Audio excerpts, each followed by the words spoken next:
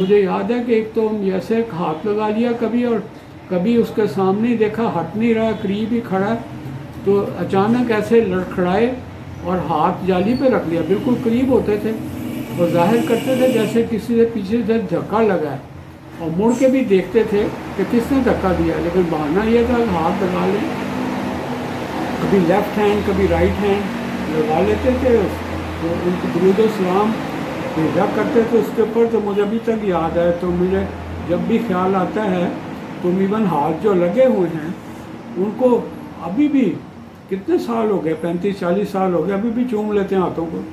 تو ہمیں خیال ہے کہ دعا ادھر نہیں منہ مانگ کے مانگتے، دعا قبلہ کی طرف مانگا کرتے تھے.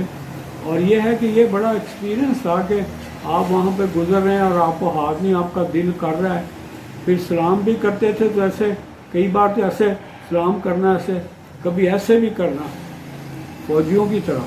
تو وہ جو پہرے دار ہوتا ہے نا، حارس کہتے ہیں اس کو، جو گارڈ کر رہے ہوتے ہیں، تو وہ بڑے حیران ہو کے دیکھتے تھے. تو وہ پھر اس کو منع نہیں کرتے تھے سلوٹ کرنا ہے، تو سلوٹ جیسے آرمی اسٹائل پہ سلوٹ کس کو کر رہے ہیں؟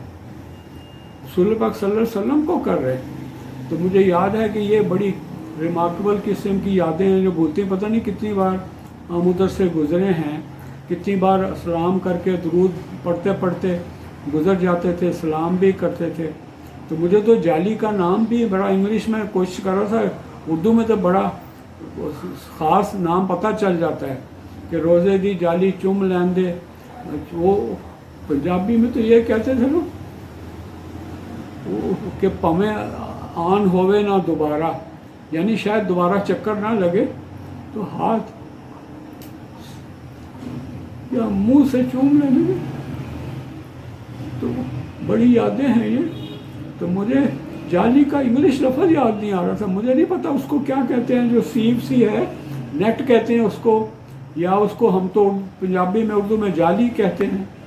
تو بڑا لوگوں کے بڑے شوق ہوتے تھے، لوگ بڑی پیار محبت سے گزرتے تھے. اپنا خیال رکھیے گا. اللہ حافظ. السلام علیکم.